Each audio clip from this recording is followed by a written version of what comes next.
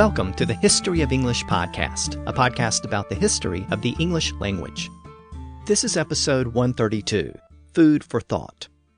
In this episode, we're going to talk about food, specifically the first cookbook composed in the English language. This collection of recipes was composed by the personal chefs of Richard II, the King of England in the late 1300s, who enjoyed a rich and opulent court. This cookbook is fascinating on many levels, not only for the language used to document the recipes, but also for the insight it provides about the nature of food in the late Middle Ages. So in this episode, we'll explore how people ate in medieval England, and we'll see how the language of food shaped the English language. But before we begin, let me remind you that the website for the podcast is historyofenglishpodcast.com. And you can sign up to support the podcast and get bonus episodes and transcripts at patreon.com/historyoфenglish. Now this time, we're going to look at the language of food and the first collection of recipes composed in the English language. For food historians, this is an important development because it really provides the first detailed account of what people actually ate in medieval England, at least what people in the royal court ate. Prior to this point, historians have to piece together that information from scattered resources. The Church imposed dietary restrictions regulating what people could eat on specific days of the year, and the government occasionally passed laws called sumptuary laws that restricted what people could eat. Those types of regulations shed some light on the diets of the period, and a certain amount of information can also be gleaned from archaeological finds, and pictures and illustrations of people eating, and occasional references to food in various accountings and government records. But one of the best ways to discern the nature of medieval food is to examine the surviving literature from the period. Poems and stories occasionally mentioned what people were eating, and sometimes they provided elaborate details. In Piers Plowman, the poet William Langland described the ploughman's food as green cheeses, curds and cream, oat cake, beans, and loaves of bread.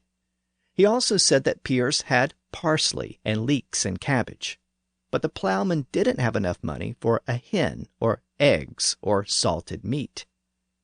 In the Canterbury Tales, Geoffrey Chaucer wrote about a poor widow in the Nun's Priest's Tale. He said that she ate milk, brown bread, bacon, and the occasional egg. The heroine of the Clerk's Tale survived on porridge made from various greens she gathered by the roadside. These types of passages give us a glimpse into the diet of an English peasant in the 1300s. But we tend to get even more detailed accounts about the food eaten by nobles.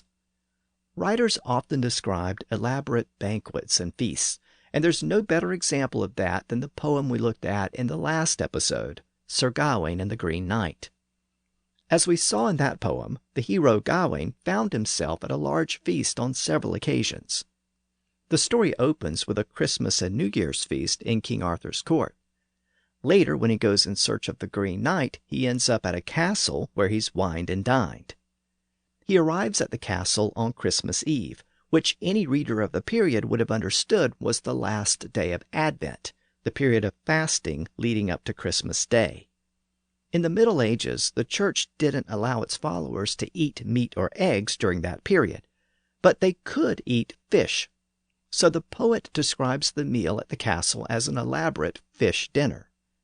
The poet says that the tables were covered with white tablecloths, with napkins and salt containers and silver spoons placed on top. He then writes that servers served the meal with saor sewas and seta seasoned of the best, with various stews and satisfying dishes seasoned of the best. Double feoda as it fallis, and fele keen fishes. Double portions were served, and many kinds of fish. He then writes that summa bakken in bread. Some were baked in bread. Summa brod on the gladys. Some grilled on embers. Summa sultan. Some were boiled. Summa in sewa, savoured with spices. Some in stews, flavored with spices. And I saw so slaches that they seche leaked, and all the savory sauces that the knight liked. The freke called it a feast full freely and ofte. The knight called it a feast, freely and often. So, as the poet describes it, the Advent fast had been turned into a feast. Now that passage is interesting in the way it describes the elaborate meal that was served, but it's also interesting in the specific choice of words. In one line, the poet says that dishes were seasoned of the best, but it meant well seasoned to bring out the most flavor. This passage is actually the first recorded use of the word season in the sense of adding flavor to food. Now, the word season wasn't a brand new word. It was a French loan word, and it had been around for about a century, but previously it had only referred to the 4 periods of the year: winter, spring, summer, and fall or autumn. Those were the 4 seasons, and the French word season actually comes from the same Indo-European root as the native English word sow, S-O-W, as in sowing and planting crops. So the word had to do with the growing periods. Well, a crop that was seasoned was a crop that had been in the field for an entire season, or for several seasons. So it was an older crop, one that had been around for a while. And we still have some of that sense of the word season when we refer to a seasoned professional or a seasoned politician, meaning someone who's been around for a long time and has a lot of experience. Well, a seasoned crop was one that had been around for a while and was fully ripened. And for many foods, like fruits, it meant that they had reached the peak of flavor. So the word season came to mean a food that had a lot of flavor. And from there, it came to refer to the process of enhancing the flavor of a meal with herbs and spices. And that gave us the culinary sense of seasoning, which we see used for the first time in that passage from Sir Gawain and the Green Knight. From then on, meals that were packed with flavor were said to be seasoned. And speaking of flavor, the Gawain poet also gave us the first recorded use of the word flavor. I noted last time that the manuscript that contains the Gawain poem also contains 3 other poems, and all 4 poems in the book are thought to be the work of the same author. One of those other poems is called Pearl, and it contains the first known use of the French word flavor in an English document. So you seasoned a dish in order to maximize its flavor. And of course you did that in the process of cooking. Now, cooking was certainly not a new word in the 1300s, but it is actually a loan word. Cook is one of those very old Latin words that was borrowed by the Anglo-Saxons during the period of Old English. But the Anglo-Saxons only used it as a noun to refer to a person who cooks. But around the current point in our overall story of English in the late 1300s, the word also started to appear as a verb, to cook. The original Latin root was coquere, and via modern French, it's given us other words like cuisine and culinary. And in the late 1300s, it gave us another word meaning cookery. That word was curry. Now, this isn't the word curry in the sense that it's used in Indian food. That's a different word borrowed from the Tamil language of southern India. I'm talking about a different word that was used in Middle English but has since disappeared from common use. This earlier word curry, sometimes rendered as kewari, was borrowed from French, and as I noted, it meant cookery. It appeared around the year 1390 at the current point in our overall story of English, and it appeared in what is considered to be the oldest cookbook composed in the English language. This collection of recipes was compiled by a group of cooks working in the household of the king, Richard II. The original manuscript has been lost, but it was copied over the centuries in various fragments. Some fragments contain recipes that were not included in the other fragments. In the 1700s, a collection of the recipes was assembled and published under the title The Forme of Cury, which literally meant the form of cookery, or the proper manner of cooking. That first publication contained well over 200 recipes, all preserved in the original Middle English. They are the oldest known recipes to be written down and preserved in the English language. Other versions of the book were subsequently printed, which included additional recipes from the other surviving fragments that weren't included in the first publication. So there are actually different versions of the book today, but all of the recipes were apparently compiled and preserved during the reign of Richard II, and they describe dishes that were apparently prepared for the king and his guests on a regular basis. They also point to the importance of cookery in the royal court at the time. Now, before we go any further, I should probably refresh your memory a bit about this particular king, Richard II. You might remember from prior episodes that he had become king as a boy because his father, the Black Prince, had died at an early age, so Richard inherited the throne when he was still a young teenager. He initially faced the uprising known as the Peasants' Revolt, but he handled that crisis effectively and put down the revolt. He then had to deal with rebellious nobles who didn't like his opulent spending and his high taxes, and they didn't like the fact that he launched a failed invasion of Scotland and couldn't manage to defeat the French across the Channel in the ongoing conflict that became known as the 100 Years' War. In the late 1380s, he had to deal with two parliaments which restricted his powers. This was the period when Geoffrey Chaucer served in Parliament, presumably in an attempt to pack the assembly with Richard's supporters, since Chaucer was close to Richard and the royal court. But you might remember that it didn't work. Chaucer ended up losing his government job, and he headed down to Kent to begin work on the Canterbury Tales. Meanwhile, several of Richard's close advisors were accused of treason and were killed. But after that, everything settled down a bit.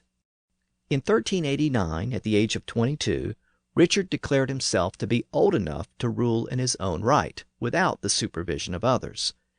And for a while, it looked like he would have a successful reign. He agreed to a temporary truce with France, which meant that he no longer needed to spend a lot of money on the war effort across the Channel. As a result, England's finances improved and the economy prospered. But despite that, Richard is not regarded by historians as a particularly good king. Richard was not a warrior like his father and grandfather, but he loved the trappings of kingship. He maintained an opulent court. He entertained a lot of guests, and he spared no expense in doing so. A chronicler named John Harding was a young man during Richard's reign, and in the next century he composed a history of England. He wrote that Richard's court often entertained and fed 10,000 people, and it had the staff to do that. He wrote that the court had in the kitchen 300 servitors, so he maintained 300 kitchen servants to feed the people at court. These same numbers were repeated in the late 1500s by the writer John Stowe in his history of London called A Survey of London. Now, modern historians doubt that the court actually fed 10,000 people on a regular basis, if ever. But there's no doubt that it was an opulent court that entertained a lot of people, and it functioned with a large kitchen staff that produced a lot of high-quality food with some of the most exclusive ingredients that were available at the time. And that was the context for this collection of English recipes that were assembled during his reign. The collection includes recipes from relatively simple soups and snacks to very elaborate main courses. The text begins with the following introduction or preamble, first in modern English. The Forme of Cury was compiled by the master chefs and cooks of King Richard II of England after the conquest, who was accounted and considered to be the best and noblest diner of all Christian kings, and it was compiled with the assent and advisement of the masters of medicine and philosophy that dwelled in his court. Now in the original Middle English. Forme of Cury was compiled of the chef-meister cookes of King Richard II, King of England, after the conquest. They which was accounted the best and realest viand of all Christian kings, and it was compiled by assent and advisement of meisters of physic and of philosophy that dwelled in his court. Now, there are a couple of interesting things about that passage. First, you'll notice how close the language is to modern English. Most of the Middle English manuscripts we've explored recently have been poetry, where the language is a little looser. But here we have a prose text written in plain English, and we can see that the language seems somewhat modern. The other thing that stands out is the reference to masters of medicine and philosophy. The preamble states that the cooks prepared the recipes with the advice and consent of the doctors and physicians who advised the court. So why did they consult with the doctors, and why did they feel the need to mention that in the preamble? Well, it was because there wasn't much of a difference between food and medicine in the Middle Ages. Food was medicine, and medicine was food. To a certain extent, we still have some of that sentiment today. We've all been told that we are what we eat, and most of us have comfort foods that make us feel better when we're sick. But the link between food and medicine was more fundamental in medieval England. In an earlier episode, I talked about the old idea that the human body was made up of substances called humors, and that sickness was caused when the humors were out of balance. Well, the humors could be brought back into balance by eating certain foods. So the foods essentially served as medicine. But in the same way that certain foods could cure sickness, they could also cause sickness. It was thought that every single item of food had a fundamental nature, as either hot or cold, or moist or dry. And when different foods were combined in a recipe, they had to be balanced so the dish wouldn't disturb the humors and make people sick. So an ingredient that was deemed to be hot and moist had to be balanced with an ingredient that was deemed to be cold and dry. And those terms didn't literally mean hot or moist or cold or dry. It had to do with how the ingredients were classified by medieval doctors. And that's why the physicians had to be consulted when formulating these recipes. We can still see vestiges of this old idea if we look around us, and if we know what we're looking at. Today, if you go to a pharmacy or a drugstore or a chemist shop, you'll probably encounter the symbol RX, which is a standard symbol for a medical prescription. But what you might not realize is that RX is really an abbreviation, and it's an abbreviation of the word recipe. Recipe is a Latin loanword, and it shares the same root as words like receipt and receive. So a recipe was something you received. When you were sick, you received instructions from a doctor that told you how to get better. In fact, medieval doctors often wrote down their instructions much like modern doctors do, and they almost always began their instructions with the word recipe, which meant receive or take this. The word recipe was often abbreviated with the letters RC, but instead of writing the C as a separate letter, it became common to just write the C as a little stroke across the leg of the letter R, which made it look like an X. And that produced the symbol RX. But originally, it just meant recipe, the instructions to receive or take a prescribed food or herb. So it was originally a verb, and that's how the word first appeared in English in the early 1300s. Interestingly, the word didn't acquire its modern meaning as the instructions for making a meal until the 1600s, but the original sense of the word still survives in that symbol RX. That also explains why the English cooks who compiled the Forme of Cury didn't call the instructions recipes. The word recipe didn't have that meaning at the time. They just referred to the form of making certain dishes.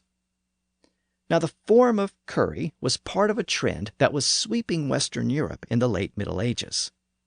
Around that time, cooks were starting to write down and preserve their recipes, for the first time since the fall of the Roman Empire almost 1,000 years earlier.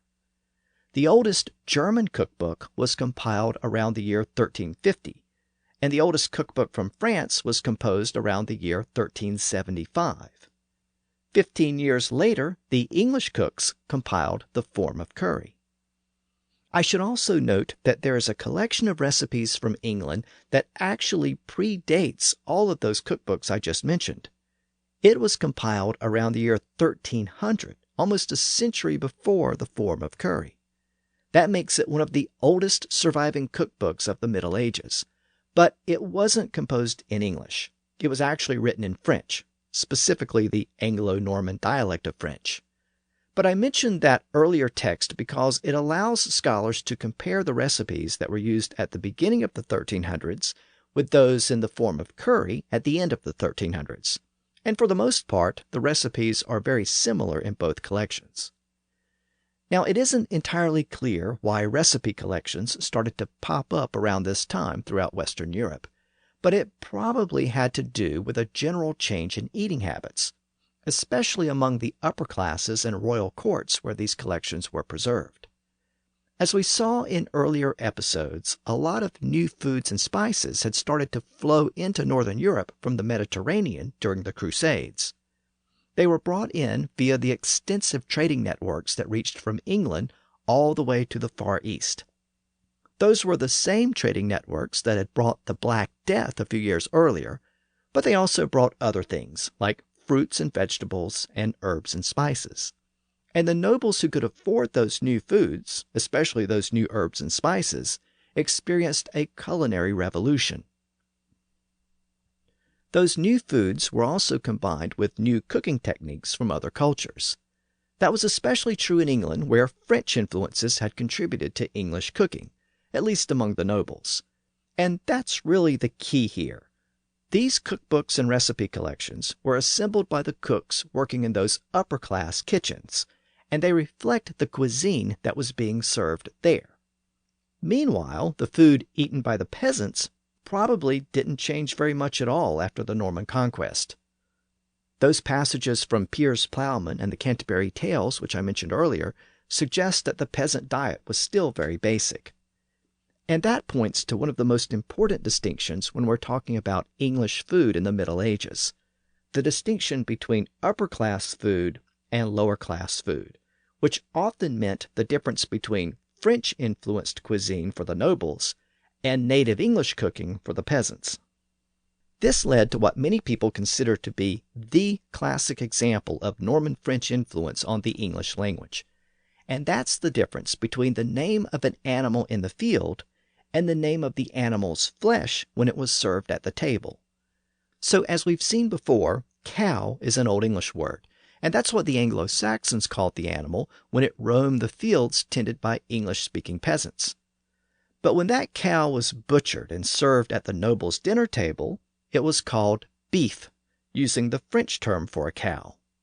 Similarly, the peasants tended to pigs and called them pigs and swine, using those Old English words. But when they were served at the noble's table, those pigs were called pork, using the French word for a pig. Along the same lines, the Old English deer became French venison when it was served, and the Old English calf became French veal at the dinner table, and the Old English sheep became French mutton when it was cooked and served. By the time the Forme of Cury was composed, all of those French words were being used in English. Venison, pork, beef, and mutton all appeared around the year 1300, and the Canterbury Tales gives us the first recorded use of the word veal. But the living animals were still known by the Old English names: deer, pig, swine, ox, cow, calf, sheep, and lamb.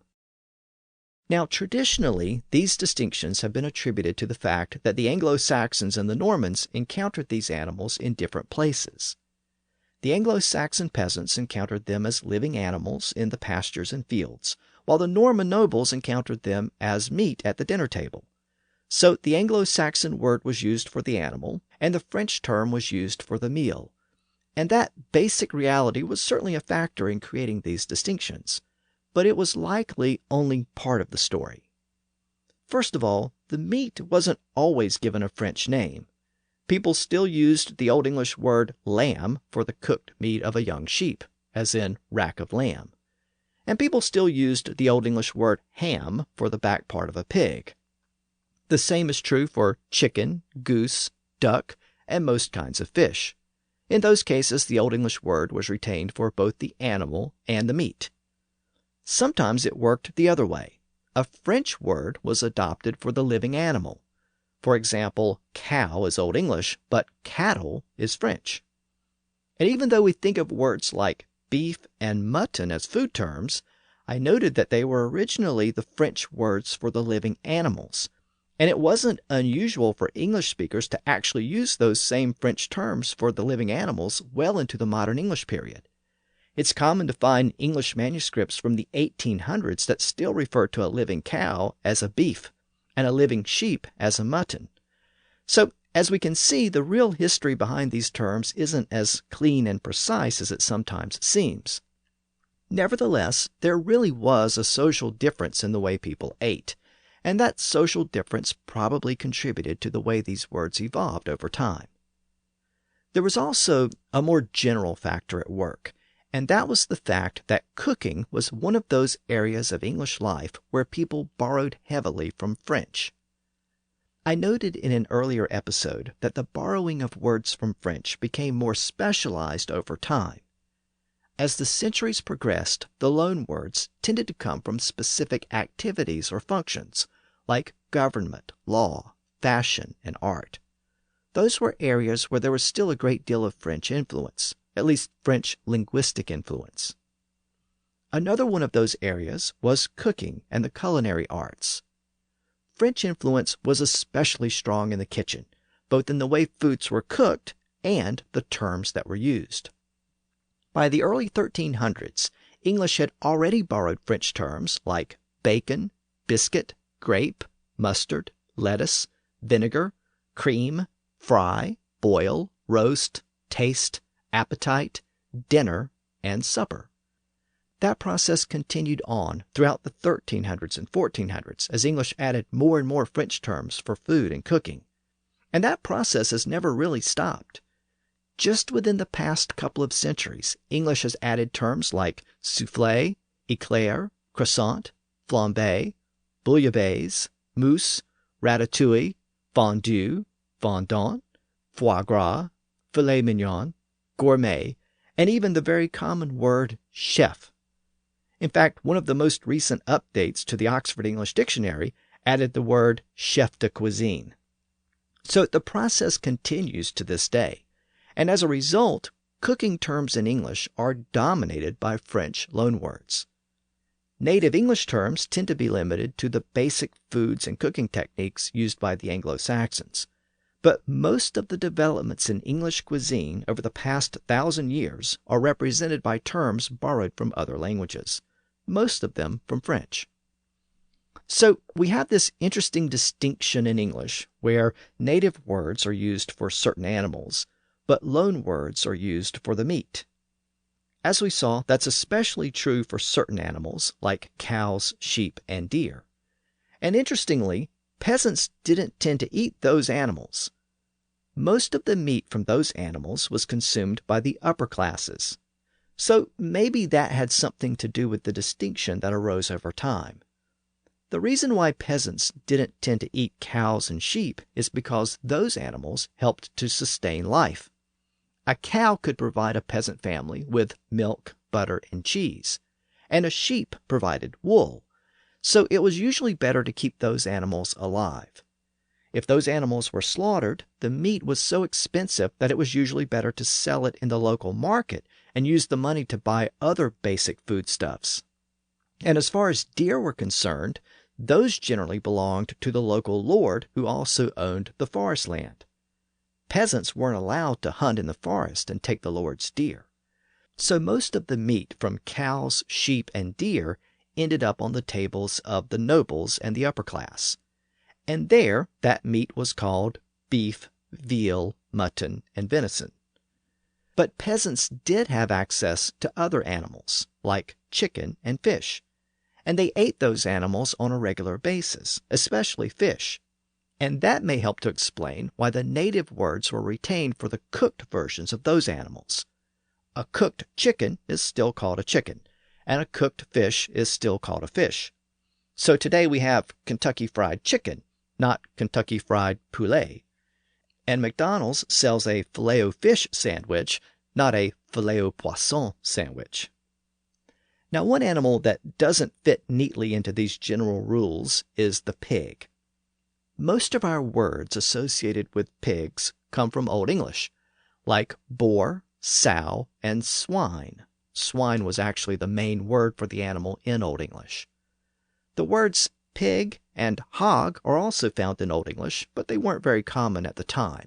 They didn't really become common until the Middle English period, but they do appear to be native words. So most of our words for pigs come from Old English. And the peasants of England raised and ate pigs. In fact, pigs were such a staple of the peasant diet that the upper classes of England associated pigs with peasants. The Norman lords sometimes referred to the peasants as hogs and pigs and swine, and some of those words are still used as derisive terms today. Since peasants had access to pigs, that may explain why the Old English word ham has survived as a word for part of the pig. But the more general word for pig flesh is a French word, pork, as in pork chops and pulled pork and pork loin, loin being another French loan word from the 1300s. So here we have a case where the peasants routinely ate the animal, but a French word was adopted for the cooked meat. Another term for pig flesh is bacon, and that's another French loan word from the same time period. The word came from French, but it actually has Germanic roots.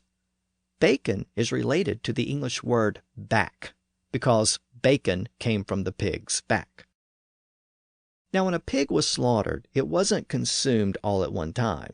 It was eaten over several weeks or months, and that meant that the meat had to be preserved so it didn't go bad. Keep in mind that there was no refrigeration, so you couldn't just put the meat in a freezer. You had to find another way to preserve it, and there were several ways to do that. One technique, especially for fruits, was to dry them. Water contributes to the growth of bacteria, so drying the fruit or other foods removed much of the water and inhibited the growth of bacteria. Another technique for meat was to smoke it. Exposing the meat to smoke for a long period of time pulled moisture from the meat, and it provided an acidic coating which helped to block the growth of bacteria. But the most common technique for preserving meat was to salt it, either by literally covering it with salt or by soaking it in a saltwater solution called brine. That process also removed water from the meat and preserved it. And that's why salt was such an important commodity over the centuries. You might remember that the word salary is based on the Latin word for salt, which was sal. Soldiers were often paid in salt, since it was such a valuable commodity, and that payment became known as a salary from sal, meaning salt. It's also how we got the phrase worth one's salt, meaning that the person is competent or of high value. By the way, the word salt is actually the native Old English word. As I mentioned, Latin had the word as sal, so obviously they're very similar, and as you might expect, both words came from the same Indo-European root, and that explains the similarity. So salt was a very important commodity, both as a seasoning and as a preservative. And given the fact that England was located on an island, it meant that the country had direct access to salt from ocean water and other deposits. So there was plenty of salt to go around, and it was therefore easy to preserve meat. And for peasants, that mostly meant salted pork or bacon. Now, while the meat was being preserved, it had to be stored somewhere, usually in a separate building or smokehouse, and that meant that dogs and other animals could break in and take it. And sometimes people would break in and steal it. And that was a big deal for peasants who relied on the salted meat in the winter months. So it was very important to protect or save the bacon from intruders and thieves. And that ultimately produced the phrase, save the bacon, or save one's bacon, to refer to the process of protecting oneself from a loss. The salting of meat to preserve it also explains another common food term, the word sausage. Sausage is another French term borrowed around the current point in our overall story of English. It first appeared in English in the 1400s, and it came from that same Latin root word for salt. So ultimately, sausage and salt are cognate. So what's the connection? Well, to make sausage, the meat was ground up with other fillings and salted, and then placed into the casings, which were usually intestines that had been cleaned. The salting of the meat in the casing helped to preserve it, and thus that little tube of meat became known as a sausage. Salt was such an important ingredient in medieval cooking that it also gave us other words like sauce and saucer. Both of those words were adopted from French, and both appeared in English in the mid-1300s. Sauces were common in the fancier dishes prepared for the upper classes, and salt was a key ingredient in those sauces. That's why the word sauce is derived from that Latin root word for salt. And sauce was often served in a separate bowl, which became known as a saucer. Saucers also held the salt, which was used as a condiment at the table. So salt, celery, sausage, sauce, and saucer are all cognate. Now, I talked about the process of making sausage, and there's a modern proverb or idiom that refers to what happens when we pull the curtains back and see how something is really done behind the scenes. Sometimes it isn't as pleasant as we might have thought, so we say that it's like watching how the sausage gets made. In other words, sausage may taste good, but making it is a messy process, so you might not want to see what goes into it or how it's made. Well, that brings up another issue. The various parts of pigs and other animals that were considered to be of lower quality, like the organs or entrails. Those were sometimes thrown away, especially by cooks in the upper-class kitchens. Today, we might say that they were thrown in the garbage. Well, those animal parts actually were garbage in the Middle Ages, because the word garbage literally meant low-quality animal parts. Since those parts were often thrown away, the word garbage eventually came to mean anything that was thrown away. But originally it referred to entrails and organs and animal parts, and it was borrowed from French around the current point in our story. The word garbage is first recorded in English in the early 1400s, but it had probably been around since the 1300s. And I say that because the word was used in a London ordinance adopted in the year 1379, during the reign of the current king, Richard II. The ordinance was written in French, and it specifically said that bakers were making pastries with, quote, rabbits, geese, and garbage, not befitting and sometimes stinking in deceit of the people, end quote. It then directed that bakers could not use, quote, any garbage from capons, hens, or geese to bake in a pastry, end quote. So what was that all about? Well, apparently cooks in some of the upper-class kitchens were taking the entrails and organs and other unusable meat and selling it to bakers, who would then turn around and use it as filling for meat pies. But those pies were making people sick.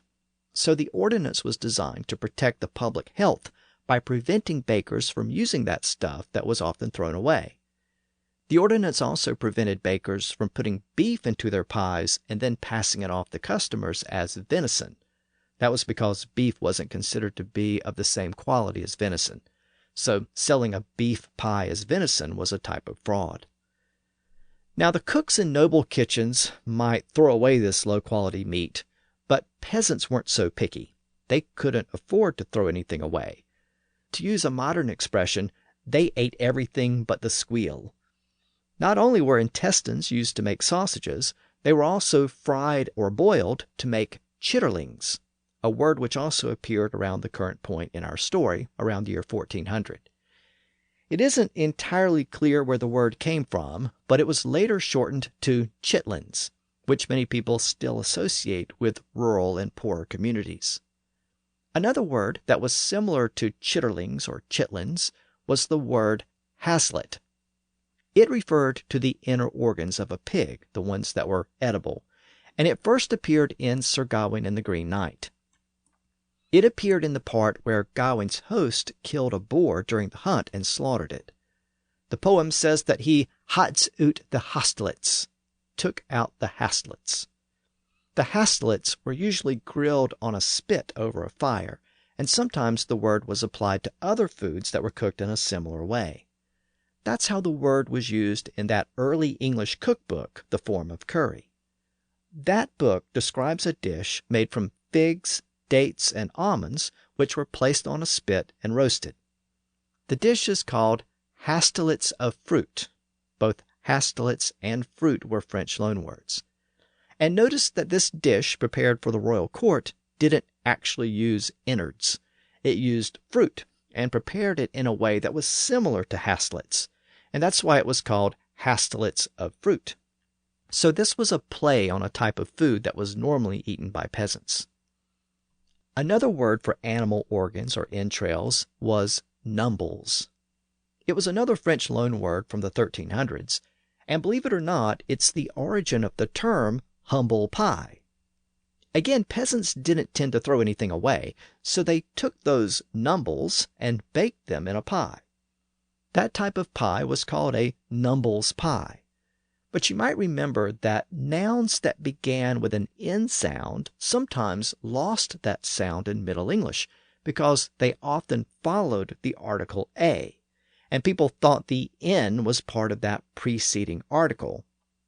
I mentioned in an earlier episode that a type of snake was a nadra, and when people spoke, the sounds slurred together and it sounded like anadra or an adra. The N moved over to the article, and over time, the word became an adder. So nadra lost its N and became adder. And that actually happened to quite a few words, including the word numbles. Over time, a numbles pie became an umbles pie. So that was the first sound change. The N was dropped at the front of the word, from numbles to umbles. But then there was another sound change when an H was added to the front of the word, from umbles to humble. So why did that happen? Well, in early modern English, it was common for speakers in England to drop the initial H in words that began with an H sound. So they said things like allo instead of hello. That was especially common in lower class and working class communities. So people started to think that umbles pie was one of those terms where people were just dropping the H at the front. So they thought that umbles pie was really humble pie. And that confusion was encouraged because it was a type of pie that was usually eaten by poor people. So humble pie came to mean a type of pie or food eaten by someone who was humble or poor. And today, if someone eats humble pie, they're acting humbly or with humility. But again, it began in the 1300s as numbles, the innards of a pig or other animal. Now, to be fair, I should mention that this royal cookbook, the Forme of Cury, also has a recipe for numbles. The recipe says to take the numbles of a deer or other animal and boil them, and take the broth and thicken it with bread. Then add vinegar and wine and cooked onions, and season it with salt and other seasonings, boil it well, and serve it. So this appears to be a slightly elevated version of the dish. There was also a similar dish that was common at the time called hodgepot or hotchpot. The word actually appeared for the first time in Chaucer's writings. Again, it was a French term, and it combined the French word hoche, meaning to shake, and the French word pot, meaning a cooking vessel. A hotchpot was a thick broth made from a mixture of meat, vegetables, and anything else the cook had lying around. The cook just tossed it all in and cooked it. The Forme of Cury has a specific recipe for it called geese in hotchpot. You cut up a goose and boil it in water and wine, add onions and herbs, cook it for a while, and pour it over a layer of bread and add seasonings. Again, that was an elevated version of the dish. For most people, it was more common to just throw in whatever you had available at the time. And that's how the word evolved from hotchpot to hodgepodge, meaning a mixture or confused jumble. This also explains the phrase gone to pot, which appeared in the 1500s. Today it means something that no longer has any value. It's worthless. It's gone to pot. Well, originally it referred to the leftovers that were otherwise useless. The cook chopped them up and tossed them in the pot that was constantly simmering over a fire. If the items went to the pot, it meant that they weren't good for anything else. and over time it's come to refer to anything that's become useless or worthless. The 1500s also gave us the term potluck, which is based on this same basic idea. Since almost every household maintained a pot on the fire with something cooking in it, the contents of that pot was what was served when visitors came by. The visitors got whatever was cooking in the pot at the time. It might be a good day with a tasty soup full of quality vegetables and maybe even some meat. But usually it was a bland broth with not very much of substance in it at all. So the visitor had to take whatever was dished out, whether good or bad. So what the visitor got depended on luck or chance. And that led to the sense of potluck as a random dish brought to a dinner party or gathering. Again, you don't really know what people are bringing to a potluck dinner. And eventually the word potluck came to mean a random result or whatever happens by chance. I should also mention the word potpourri, which is a French term borrowed in the 1600s. Today it means a medley of flowers or other aromatics. It's pronounced in the French manner, potpourri, even though it looks like potpourri, because it has that word pot in it. Well, potpourri was originally a French term for a type of stew or hotchpot with a mixture of ingredients. And English initially borrowed the word with that same sense as a stew, but over time it's come to mean a medley or mixture of other things. And there was one other important term for a similar type of soup or stew made with random ingredients. That term was pottage, again based on the same word pot because it was cooked in a pot. The word pottage is really the most common term for the soups and stews that people ate in the Middle Ages and well into the modern era as well. Again, it was made with random vegetables, cereals, and whatever else was lying around. If peasants had a little pork or other meat, they would toss that in as well. During the 1500s, the pronunciation of pottage became slurred a bit, and it evolved into the word porridge, which is probably the more familiar term today. Again, porridge was a basic food staple for peasants. It could be made with a thin, watery broth, or it could be thickened with breadcrumbs and cereals. Even though peasants ate a lot of porridge or pottage, the dish could also be found in noble households, and even on the dinner table of the king. The Forme of Cury has several pottage recipes, like cabbages in pottage, rapes or turnips in pottage, and gourds in pottage. Again, these were elevated versions made with onions, saffron, salt, and other spices. The gourd version also called for pork and egg yolks, so the king's version could be a hearty meal in itself. And since I'm talking about pottages and porridges, I should mention another related dish, gruel. That was another French loanword that appeared in English in the mid-1300s. So it was in use by the current point in our story.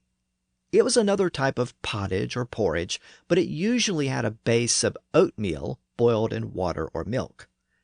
Again, other meats or vegetables could be added in, but it had a reputation as a dish that was filling, but not very appetizing.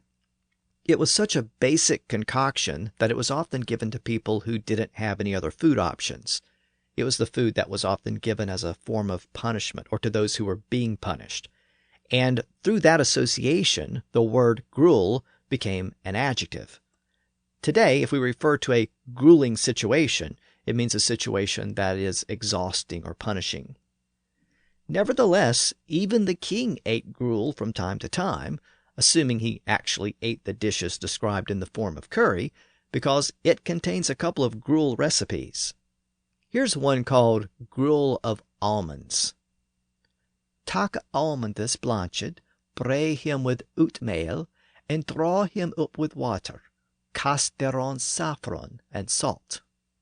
In modern English it reads, take blanched almonds, bray or crush them together with oatmeal, and draw them up with water. Cast thereon saffron and salt. So by now we get a sense of how the common people ate. They consumed lots of stews or soups with mixed grains and vegetables and whatever else was available. If they had some pork, they would toss it in, but they didn't generally eat beef or mutton or venison. As I noted earlier, cows were preserved for milk and dairy, and sheep were preserved for their wool, and deer were hard to come by because they lived in the forests, and most of the wilderness and forest land belonged to the king or the local lord. Peasants weren't usually allowed to hunt on that land. Of course, some of them took the risk anyway, and they poached the deer or rabbits or other wildlife. In fact, that type of poaching had become quite common by the current point in our story in the late 1300s. To deal with this problem, the English Parliament adopted the first set of game laws in England. The laws were adopted by Parliament and approved by the king in the year 1390, the very same year that the Forme of Cury was compiled. Those new game laws prohibited people from owning or possessing hunting dogs unless they owned lands that produced more than 40 shillings of income per year. Now, since most peasants didn't have those types of landholdings, it barred them from owning hunting dogs, which effectively prevented them from poaching the animals in the forests. The word poach, in the sense of stealing wild animals, didn't appear in English until the 1500s. Its origin is unclear, though one theory suggests that it's derived from the French word poke, meaning a bag or a sack. You might remember that I talked about that word in an earlier episode. A pig in a poke literally meant a pig in a sack, and a small poke or bag was sometimes sewn into the lining of clothing, thereby creating the word pocket. The same root also gave us the word pouch. And this theory suggests that people who stole small animals like rabbits put them in sacks and carried them away. Since they used pokes or pouches, they were called poachers. Again, that's just a theory. But we also have the word poach in the realm of cooking, when we poach an egg. And that sense of the word poach appeared for the first time in English in the Forme of Cury. The recipe collection contains specific instructions on how to poach an egg. So, is there any connection between a cook who poaches an egg and a thief who poaches an animal in the forest? Well, if the word poach in the sense of illegal hunting is actually based on the word poke or pouch, then yes, there is a connection, because to poach an egg is literally to envelop it in a sack of egg whites. When you place a raw egg in very hot water, it starts to cook, and the egg whites start to congeal. They actually envelop the yolk, which remains at the center of the egg. And you can actually remove the egg from the water intact and place it on a plate. And if the yolk hasn't cooked all the way through, you can cut through the egg whites and the yolk will run out. So, in effect, the egg whites become the pouch or poke that holds the yolk inside. And that's why it's called a poached egg. And again, that term is recorded for the first time in English in the Forme of Cury. Now, so far, I've talked a lot about meat, or the lack of meat, in the English diet of the 1300s. But it's important to keep in mind that this was a very religious period, and the church restricted the eating of meat on many days of the year. Specifically, the church prohibited the eating of meat or eggs on Wednesdays, Fridays, and Saturdays. That's 3 out of 7 days of every week. The church also prohibited people from eating during Lent leading up to Easter and Advent leading up to Christmas. When you do the math on all of that, you realize that people were prohibited from eating meat for over half of the days of the year.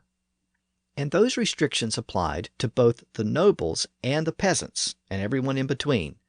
So that meant that people needed an alternative to meat, and as I noted earlier in the episode, they had one.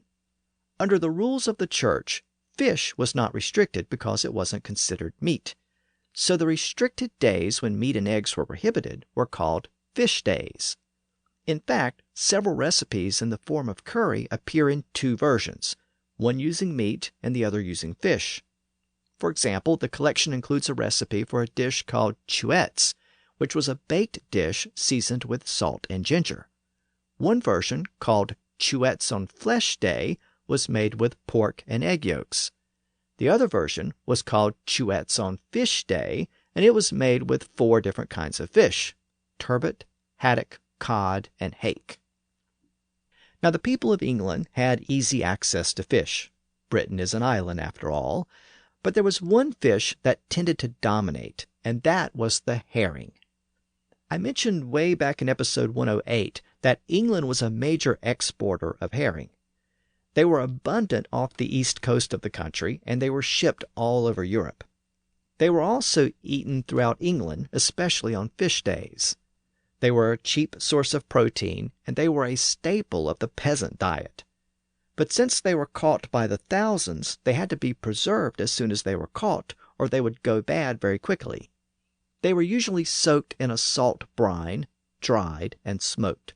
And that process not only preserved the herring, it also changed the color of the fish from a silvery color to a reddish copper color. And that's how we got the term red herring. Originally, a red herring was literally a red herring. It was a preserved herring, which was commonly found in England in the Middle Ages. Another term for a red herring, or a preserved herring, was a kipper. Both herring and kipper are Old English words. The etymology of kipper beyond that is not known for certain, but one theory is that kipper is related to the word copper because of the copper color of the kipper, or preserved fish. At any rate, the kipper, or red herring, had a distinct aroma, and it could attract animals. It could also be used to train hunting dogs. By dragging a herring along a path, the dog could be trained to follow the scent. But it could also provide a distraction and lead the dog in the wrong direction. And that was apparently the origin of the modern term red herring, to mean a distraction or deception. If we refer to something as a red herring today, we usually mean that it's a misleading clue or something that diverts attention from the real problem. And that figurative sense of the term appeared in the 1800s. While herrings were common among the peasants, the upper classes tended to eat other fish. As I noted earlier, the Forme of Cury mentions fish like turbot, haddock, cod, and hake. It also mentions pike and several fish with French names like mackerel, plaice, loach, and salmon. Salmon replaced the native English word for the fish, which was lax. It came from the same Germanic root as the Yiddish word lox, as in bagels and lox. One particular recipe in the Forme of Cury, called mortress of fish, was a type of soup or porridge made with a mixture of cod, haddock, and hake. The recipe begins by directing the cook to seethe it well in water, seethe or boil it well in water, and pick out the bones, pick out the bones. And that raises another issue. If you eat a lot of fish, it means that you're constantly picking out the bones. And that led to a couple of other common expressions in English. If you have a bone to pick with someone, it means that you have a problem or issue with that person. It comes from the fact that picking bones out of a fish is a problem that has to be resolved before you can eat it. Sometimes you might have the good fortune of eating or cooking a fish with very few bones. In that case, you might say that you found no bones in it. That phrase appeared in the mid-1400s. And over time, it came to refer to an easy situation. So today, if I say that someone made no bones about it, it means that they didn't raise an objection or create a problem. Now, the recipe I just mentioned, mortress of fish, said to pick out the bones and then grind small the fish, before adding the fish to the broth and simmering it with various seasonings. Here the recipe uses the word grind, but in other recipes it uses the word mince, and the Forme of Cury is one of the first English documents to use the French word mince.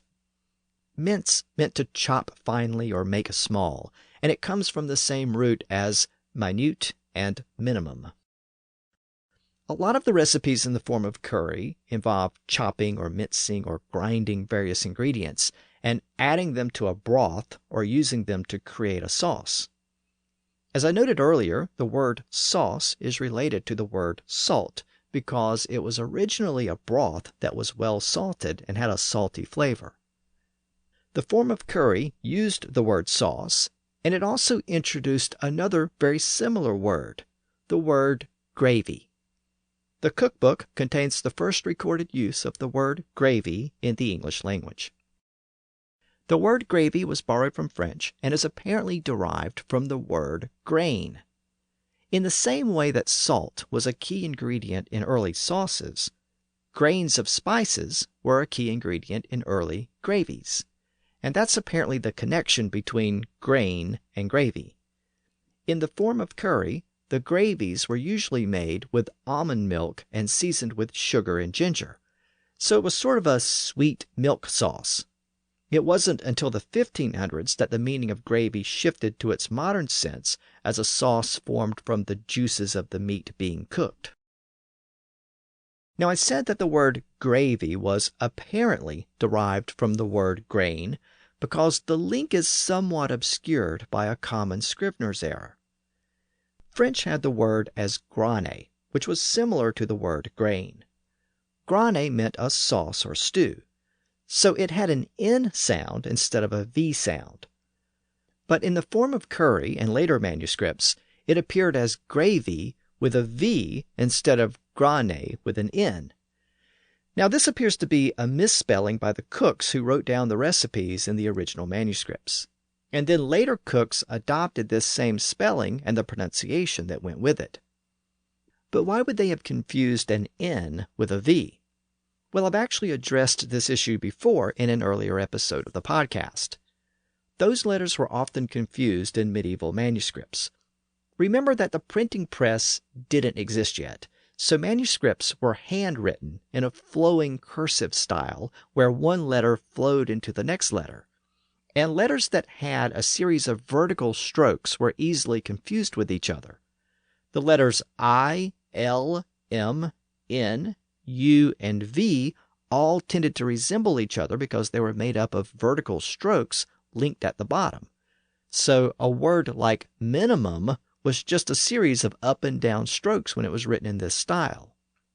That's part of the reason why words like honey and monk got their modern O's. They were originally spelled with U's, but the U before the N in those words created so much confusion that scribes decided to drop the U and replace it with an O. And keep in mind that the letters U and V were not distinct yet. The letter was always written as a curvy U, even though it represented different sounds. So again, it was easy to confuse an N with a U or a V in this writing style. And that may explain why English cooks misread graine as grave, which became gravy. And if that is in fact what happened, then we can see the connection between grain and gravy. So again, gravy is apparently derived from grains of spices, in the same way that sauce is derived from the Latin version of salt. And earlier we saw that the Latin version of salt also gave us the words sausage and saucer. Well, there's another common food term from the same Latin word for salt, and that's the word salad. A salad was a dish of mixed vegetables and herbs that was served raw. But to give it some flavor, it was seasoned with salt, so it became known as herba salata in Latin, which literally meant vegetables salted. And over time, that Latin name herba salata was shortened to just salat, or salad in English. So salad actually comes from the Latin word for salt and is cognate with salt, sausage, and sauce. Now in the 1300s, salads were eaten around the Mediterranean, where they were often flavored with a sauce or dressing made from olive oil and vinegar. But salads weren't really common in Northern Europe at the time. Peasants might eat raw vegetables, but it wasn't prepared like a salad with olive oil and vinegar. In fact, olive oil had to be imported from the Mediterranean, so it was really expensive. And yet, this early English cookbook, the Forme of Cury, has a recipe for salad, and it's made with oil and vinegar just like in Italy. And in fact, that recipe is the first recorded use of the word salad in the English language. This recipe points to something very interesting about the Forme of Cury. While it's dominated by recipes that were probably common in England and France, there are also a handful of recipes that appear to be derived from the Mediterranean. and several specifically from Italy. And at first glance, those recipes seem a little out of place for the British Isles in the 1300s. In addition to a Mediterranean-inspired salad with oil and vinegar, the book also contains a recipe for lasagne, which is actually lasagna. It directs the cook to make a paste from flour and then roll it into thin sheets of pasta like paper. The pasta was to be cooked in water and then arranged in layers with cheese and spices in between. Now, Europeans hadn't discovered the New World yet, so there were no tomatoes and therefore no tomato sauce, but this recipe does describe an early form of lasagna. In the same collection, there's also a recipe for an early version of macaroni and cheese. It directs the cook to take a thin piece of dough, cut it into pieces, boil the pieces in water, and then finish by adding grated cheese and butter. The dish is called either macros or macarons in the various surviving copies of the cookbook. And that recipe name is the first recorded use of the words macaroon, macaron, and macaroni in the English language. Now you're probably saying, wait, those are different things. Well, they are today. Today, a macaroon or macaron is a little sweet cookie or biscuit, and macaroni is a type of pasta. But originally, the Italian word macarone simply meant a paste made with flour and egg whites. The paste could be made with or without sugar. The sweetened dough eventually produced a sweet cookie or biscuit, and the unsweetened dough eventually produced a type of pasta, which was later made into small tube shapes. Now that's a vastly oversimplified version of a complicated and obscure history, but it's generally agreed that the sweet treat and the pasta dish stem from the same origin. So if that's how the foods became distinct, what about the names? Well, macaroon and macaroni are ultimately derived from the singular and plural versions of the same word. So you have one macaroon when you have a cookie or biscuit, but you have lots of macaroni in a dish of pasta. And again, we get the first taste of macaroni in the Forme of Cury. So this ancient cookbook includes recipes for macaroni and lasagna, but that's not it. Some of the surviving versions of the manuscript also contain a recipe for ravioli. Again, it's an Italian pasta dish that pops up in an English cookbook in the late 1300s. And here's something else that's interesting. I noted earlier in the episode that there was an even earlier cookbook composed in England about a century earlier in the late 1200s, but it was composed in Norman French, so it doesn't have much to do with the history of English. But that earlier Norman French cookbook also has essentially the same recipe for ravioli. And the reason why that's so interesting is because that earlier recipe is the first recorded reference to ravioli anywhere in the world, even in Italy. Now, pasta was just starting to become firmly established in Italy around that time, in the late 1200s. I should note that there are references to pasta dishes all the way back in the Roman period, but the art of pasta making largely disappeared in Italy for several centuries after the Roman Empire fell. However, it started to make a comeback in the 1100s, perhaps due to Arab influence since pasta was still being eaten in the Arab world. But at any rate, we don't get regular references to pasta and pasta dishes in Italy until the 1300s. So to find a recipe for ravioli in England in the late 1200s is very interesting. Maybe it came back to England with the Crusaders, and maybe it had to do with the fact that a separate group of Normans conquered and ruled Sicily in the 12th century. Maybe it came to England with a chef who had spent some time in Italy and was familiar with the dish. It's impossible to say in retrospect, but we can assume from the presence of these recipes that the English nobles were some of the first people in Northern Europe to enjoy some of the most popular pasta dishes from Italy. So I'm going to conclude on that note. Next time, we'll continue to look at medieval cooking, but we'll focus on what happened after the meals were cooked. In other words, we'll look at mealtime, the way people actually ate in the Middle Ages. We'll explore the words we use for meal times and eating utensils, and the various social rules that accompanied the meal. and that will complete our look at medieval food and the way it impacted the English language. Until then, thanks for listening to the History of English podcast.